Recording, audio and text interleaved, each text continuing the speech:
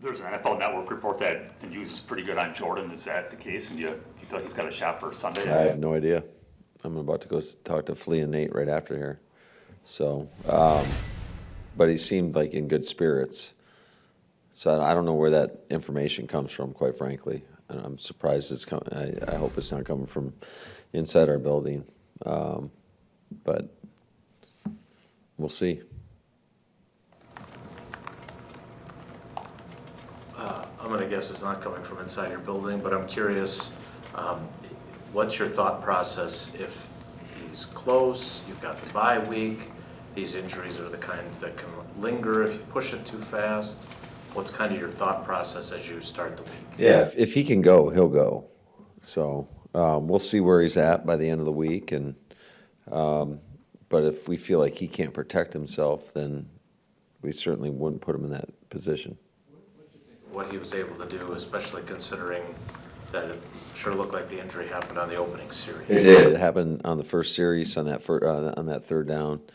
I just thought it was a pretty gutty performance. He was definitely hurting. His ability to move, to really drive the football. So I was, I thought it was just a tough, gritty performance. So on the interception, the not driving the football part, is that a factor in that one then? No, I think the guy made a really good play on the ball. I mean, there's certainly some things that we could have done a little bit better in terms of, especially when people squat on routes. I mean, a lot of times I always put that on us as coaches too, in terms of can we give them a better play so that people won't do that. I thought Jones did a nice job sitting outside leverage and just driving the outcut, and that's a play we've ran quite a bit, and so I'm sure he was able to anticipate it, and that's how you make plays. And so credit to him, he made a good play. I just told Jordan, if you feel somebody driving it, make sure you put that ball where only our guy can catch it. But he did do a good job of undercutting that route. The pass defense, I give 8 plays at 20 yards, something along those lines. What did you see? Yeah, that was a lot. Yeah, they're a very explosive team. There were some things that, from a technique standpoint, that we didn't do and we didn't execute. We had one blatant busted coverage, and then just there was some poor tackling too. I mean, they were hitting checkdowns into cover 2, which usually that's what you're enticing the offense to throw, and it's catch tackle, and they were going for 20-plus yards. So we got to tackle better, we got to communicate better, we got to execute better, just the techniques that we're asking our guys to do out there. I was going to ask you about the tackling. You seem it's probably maybe the most you had all year. Is that because Jacksonville's really good and they got a big, tough receiver and I got a big running back, or is it more on you guys? How do you view that? I always put it on us. They do have some really good players on that team. I thought that was a pretty talented offense. When you look at the tight end, the 3 receivers, the back, Bigsby. So I think they have playmakers, but I think there's things that we can control when we're going to tackle these guys to get them on the ground. Sorry, Les, go ahead. With Edgerrin, what have you thought of what he's brought to the defense, just in terms of the blitz? I mean, we all knew he could do that coming out of college, but just being able to add that element to this defense here, making those type of plays. Yeah, that was a huge sequence in the game. You're talking about the forced fumble, and I thought Devontae Wyatt did a heck of a job, kind of like bodying out the offensive lineman to get that ball. Really, when you look at both takeaways, I mean, you could argue that might have been the difference in the game. 2 takeaways for 14 points, but Coop he made a lot of splash plays. I mean, I think the third down play where they tried to go to Kirk down the middle was a max pro look, and I mean, he's bluffing up in there like he's going to blitz, and then he has to get out. I mean, not many guys, whether it's a linebacker or safety, there's not too many people that can make that play, and he made a heck of a play on it. So, and certainly there's some things that he's got to get better at. So he's a young player. We see the splash plays. They're all over the place. He's dynamic. He's super athletic, and I think he's getting better and better each and every week. Matt, is that, you guys did that on offense last year, ton of rookies playing.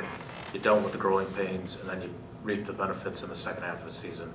Is it the same thought process with him, that he's still going to make some of the mistakes he's making, but the upside and the growth is just so worth it? Yeah, I think so. Absolutely. I think, you have to allow some of that it's going to happen. It's the nature of it. You never want it to happen, but a lot of times, I've said it before, you learn more from your mistakes and you do your times you're successful. So we're going to keep pushing him to get better. I think it seems to me that he's developing a better routine. And I think that's for a lot of young players, a lot of rookies coming into this league, it's just for them to go out there and perform to the best of their ability, you have to get into a certain routine. And then once you get through a year or whatever, and you're constantly refining that routine until you get it perfect. But I think Coop's done a better job in that regard. Hey Matt, you told us a month ago that we couldn't even fathom what Malik did in those 2 starts. Is he even more? Well, he probably could have, but unfathomable to see what he did after not having reps with the ones, just going in there and playing really well? yeah, I think that's life of the backup quarterback in this league is you get all your reps through the scout team, and I just think I'm so impressed by his ability to go in there mid-game, and it's just the moment's not too big for him, and I don't think that's the case for everybody. It seems like his heartbeat it just stays pretty consistent, and I mean, there were some big time plays he made in that game, obviously, and I also think the belief that the team has in him and his ability to lead us, I think it's pretty evident when you watch us play. That was a huge play to Jaden Reed at the end of the game. Usually those are the ones that when a guy is that open that you tend to baby out there, and he threw a dime. He hit Jaden right in stride, and obviously that was a critical play in the game. How important do you think those 2 starts were for him, just to not just get the play under his belt, but with the team? And I think confidence is, no matter whether it's in football or in life, I mean, when you have confidence, you're going to go out there and perform better. And I think that was critical just for him to come in and have some success. I think he's gained more and more confidence. I think we see it out in the practice field, quite frankly, going against our defense on a daily basis. So really happy with the progress that he's made, and we've got a lot of confidence in him. The confidence, I know you kind of talked about it after the game, but to call me, if that ball's incomplete, there's like a minute time left, it's 3rd down. If they stop it next down, they got plenty of time to go win the game. So I have to channel my best Herm Edwards. You play to win the game. So. I mean, seriously, is that it though? I mean, I don't want to be a meme out there. So yeah, I just think it was one of those deals where worst case scenario, the way I looked at it in terms of we were going to be smart trying to manage the clock, and just like the first play, we run the ball. I think we get 4 yards or whatever. So I was comfortable with potentially having to run the ball again before we kind of got into our 2-minute mode. I mean, obviously you got to get that first down, but with the fact that they had, I think, 2 timeouts left, I mean, I think we had 2 timeouts, if I'm not mistaken, as well. I wasn't really concerned about the time element as much. I was concerned in the fact that I didn't want to give them the ball back with too much time, but I just felt like that was a calculated shot.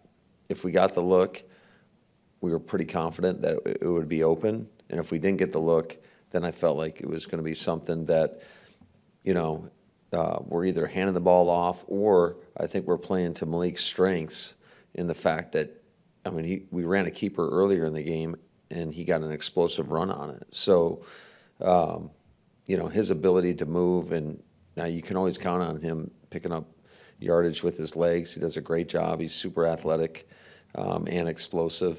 And so I just felt like it was kind of playing to his strengths. As proud of Pete as you were yesterday, you gave him a pretty short answer when he asked you about Malik at the end, and you said impressive is the word. I'm wondering if you can help me fathom how a guy who things went the way they did for him in Tennessee, how does it work as well as it's worked here? How much of it is, what forces are at work there? It's him. I know you don't like to take credit, but you've put together some pretty good game plans for him. The offensive staff, Tom, can you kind of help me fathom all the reasons why? I think there's always a lot of variables that are a reason why somebody goes out there and has success. And I think we have some pretty good people around them. I think that's always important, is you better have some playmakers around you. I think the line's done a nice job. But ultimately, he's been able to go out there and execute. And he's the one making the throws. I mean, if you get somebody open, you still got to make the throw and make the play. And I think that he's demonstrated that. And I think just from watching him and the progression he's made in practice, I think his footwork is gotten much better. And that's a credit to the work that he's putting in. But also, I think, Tom and Connor and Sean do a great job with him and putting in extra time post-practice when he's not getting all those reps. And that's important time for the development of any player. So, but ultimately, he's got to be willing, accepting of the coaching, and then go out there and put the work in, and he's done that. Matt, what's your level of concern with Evan Williams and Jair Alexander's injuries? Well, I'll have a better idea after today. How does not having them potentially this week affect your guys' game plan now against Detroit? It definitely affects things. I mean, you're talking about two of our starters, guys that have played really good football for us. So I think when Evan went out, I mean, that set off a chain reaction in the back end. Jaws didn't happen until right at the end of the game, and but it's the mentality of next man up. So we feel confident in that room. We've got a lot of players in that room that have played good ball for us, and they're going to have to go out there and do it against arguably the best team in the NFL. Matt, what is your initial reaction that the Lions have scored like 40+ points like for a month now? I mean, just what are your initial thoughts on what you're going to face? Yeah, they're really, really good, and we knew that. I mean, we knew that going into the year, and it's not shocking to me. It's a team we're obviously very familiar with, and we're going to have to play at our best. So, and it all starts with the preparation. We're going to have a great week of practice. With Chris Brooks and pass protection, is that a part of his game when he first got here? You guys knew yours were fine in, or is that part of the learning as he got more involved in the offense? I think we were pretty confident in it, but ultimately, again, he's got to demonstrate that in order for us to have confidence to him to go out there and do it. And I mean, he's been doing that pretty well. I mean, he's stoning backers as they try to run through the line of scrimmage, and that's been a huge get for us. You talked last week about the simulated pressures of the replacement fire zones, and that's great that you guys have that in your arsenal, but how much more do you need just from having your front four get home a little more frequently? Do you feel like maybe that's an area where your defense needs to pick it up a little bit?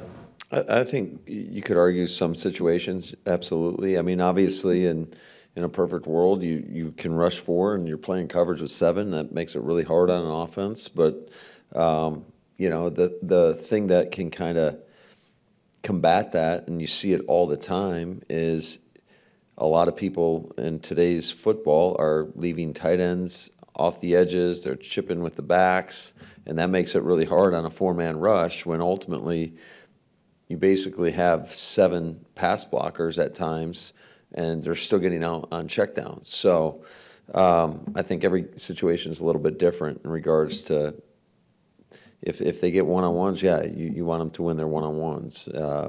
And nobody's going to be perfect. I've yet to see a perfect pass rusher in terms of winning 100% of their one-on-ones, but ultimately when you get those opportunities, we'd like our guys to be able to take advantage of them.